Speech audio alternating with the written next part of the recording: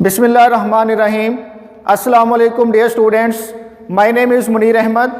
I am your computer teacher. Today we discuss the topic truth values. इससे पहले हम बात कर लेते हैं प्रीवियस लेक्चर की जिसके अंदर हमने डिस्कस किया था बुलियन प्रपोजिशन को जो कि चैप्टर नंबर 2 का पेज नंबर 44 है जो आज हम पढ़ रहे हैं। तो बुलियन प्रपोजिशन में हमने ये देखा था कि ऐसे सेंटेंसेस जो या तो ट्रू हों या फॉल्स हों तो उसे हम बुलियन प्रपोजिशन कहते हैं। उसके अंदर हमने डिफरेंट एग्जांपल्स भी देखी थी बुलियन प्रपोजिशन की और हमने कुछ ऐसे सेंटेंस भी देखे थे जिनको हम बुलियन प्रपोजिशन नहीं कह सकते, ऐसे सेंटेंसेस जिनके अंदर ट्रू या फॉल्स का कंसेप्ट नहीं होता।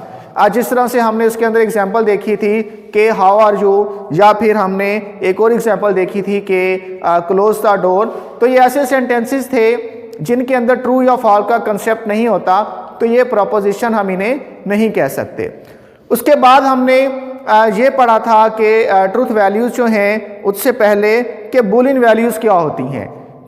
ट्रू और फॉल्स को हम बुलियन वैल्यूज़ कहते हैं, जो कि डिफ़ाइन किया था जॉर्ज बुले ने अपनी बुक के अंदर द लॉज ऑफ थॉट। उसकी बुक का नाम था द लॉज ऑफ थॉट, जिसके अंदर उसने डिफ़ाइन किया था कि ट्रू और फॉल्स जो है इसे हम क्या कहते हैं, बुलियन वैल्यूज़ कहते हैं। तो उससे जो नेक्स्ट टॉपिक है हमारा आज का वो क्या है, ट्रूथ वैल्यूज़ है। ट्रूथ वैल्यूज़ क्या होती हैं इसको हम डिफ़ाइन करते हैं सबसे पहले कि every proposition takes one of two values true और फॉल्स, कि हर प्रपोजिशन जो है वो दो में से एक वैल्यू लेती है, या ट्रू की या फॉल्स की।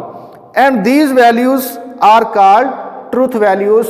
तो इसे हम क्या कहते हैं, ट्रूथ वैल्यूज़ कहते हैं।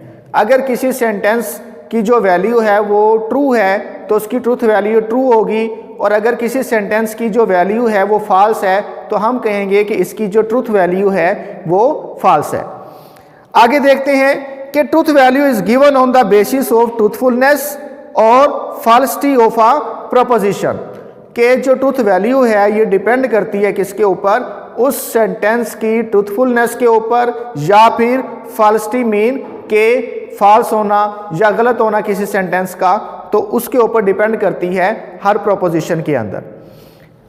अब जहाँ तक हमने ट्रूथ वैल्यूज़ को डिस्कस किया, अब हम चलते हैं इसकी एग्जांपल की तरफ, जो कि एग्जांपल में क्या है कि एज्यूम P इक्वल टू, जैसे कि यहाँ पर हमने प्रीवियस लेक्चर में भी पढ़ा था कि जब हम किसी सेंटेंस को किसी भी लेटर के इक्वल या वेरिएबल के इक्वल जो है वो हम कर सकते हैं। तो यहाँ पर इस एग्जांपल में भी हम यही देखेंगे कि P इक्वल टू क्या है,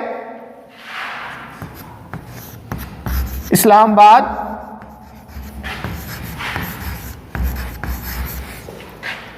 is the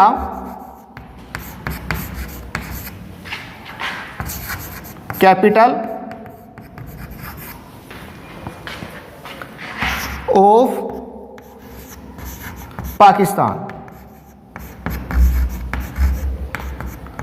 इसे इन्वर्टेड कोमास के अंदर हम इस सेंटेंस को लिख देंगे कि Islamabad is the capital of Pakistan. तो ये एक सेंटेंस है जिसको हमने सबसे पहले ये देखना है कि ये बुलियन प्रपोजिशन है या नहीं है। तो जी बिल्कुल है, क्योंकि इसकी जो ट्रूथ वैल्यू है वो या तो ट्रू में हो सकती है या फिर फॉल्स में हो सकती है। अगर इस्लामाबाद जो है वो पाकिस्तान का कैपिटल है तो इसकी ट्रूथ वैल्यू क्या होगी, ट्रू होगी, और अगर कैपिटल नहीं है तो फिर इसकी जो ट्रूथ वैल्यू है वो फॉल्स होगी। तो हम देख लेते हैं कि इस्लामाबाद जो है वो पाकिस्तान का कैपिटल है, मीन के जो इसकी ट्रूथ वैल्यू है वो क्या होगी, वो ट्रू होगी, जिसे हमने इक्वल कर दिया सेंटेंस को किसके, P के। मीन कि जब हम P की बात करेंगे तो हम क्या बात कर रहे हैं, इस सेंटेंस की बात कर रहे हैं जो कि Islamabad is the capital of Pakistan है। आगे देखते हैं कि you can assign the truth value true to this proposition. कहता है कि आप इस सेंटेंस को जो है इसकी जो ट्रूथ वैल्यू है वो आप इसको क्या कर सकते हैं, ट्रू जो है वो असाइन कर सकते हैं, क्योंकि ये सेंटेंस जो है वो ट्रू है। आगे देखते हैं कि नाउ एज्यूम अनदर प्रपोजिशन। कहता है कि अब हम एक और प्रपोजिशन देख लेते हैं जो कि हमारे पास यहाँ पर क्या है, Q equal to the sun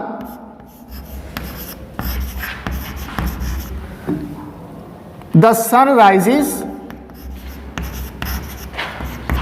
in the west। तो अब इसमें देखें, यहां पर हमारे पास एक और सेंटेंस है। इसे भी सबसे पहले हम ये देखेंगे कि ये बूलियन प्रपोजिशन है या नहीं है। मीन कि इसकी जो ट्रूथ वैल्यू है वो ट्रू में या फॉल्स में आ सकती है या नहीं आ सकती। तो बिल्कुल आ सकती है कि अगर ये सेंटेंस जो है जिस तरह से लिखा हुआ है कि the sun rises in the west, सूरज जो है वो मगरिब से निकलता है, तो हम देखेंगे कि अगर ये सेंटेंस ट्रू है तो इसकी ट्रूथ वैल्यू क्या होगी, ट्रू होगी, और अगर ये फॉल्स है तो इसकी ट्रूथ वैल्यू जो है वो फॉल्स होगी। तो देखते हैं कि sun rises in the west, तो sun rises in the east होता है, वेस्ट नहीं होता। मीन कि ये सेंटेंस जो है इसकी ट्रूथ वैल्यू क्या आएगी, फॉल्स आएगी। ऊपर वाले सेंटेंस में हमारे पास ट्रूथ वैल्यू ट्रू आई थी, और इसी तरह एक और एग्जांपल के अंदर हमने देखा जहां पर हमारे पास इस प्रपोजिशन की जो ट्रूथ वैल्यू है वो क्या आएगी, फॉल्स। आगे चलते हैं। If we have proposition R equal to I have completed my homework, अगर मैं यहां पर लिखता हूं R equal to I have completed my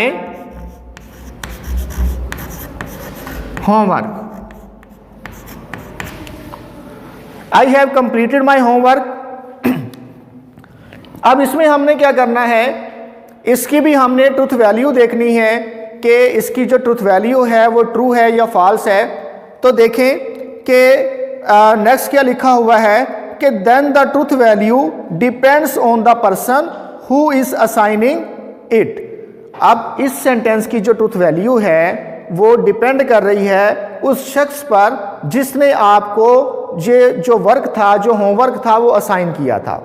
for example, अगर क्लास टीचर आपको असाइन करता है होमवर्क और आप जो है वो उसके रिप्लाई में बताते हैं कि आई हैव कंप्लीटेड माई होमवर्क, कि मैंने अपना होमवर्क जो है वो कंप्लीट कर लिया है। अब इसमें क्या होगा, जिस टीचर ने आपको वो होमवर्क असाइन किया है वो टीचर जो है वो इस सेंटेंस की या इस प्रपोजिशन की जो ट्रूथ वैल्यू है वो बताएगा। वो चेक करेगा कि अगर आपने होमवर्क कर लिया है तो वो इसको असाइन कर देगा ट्रू।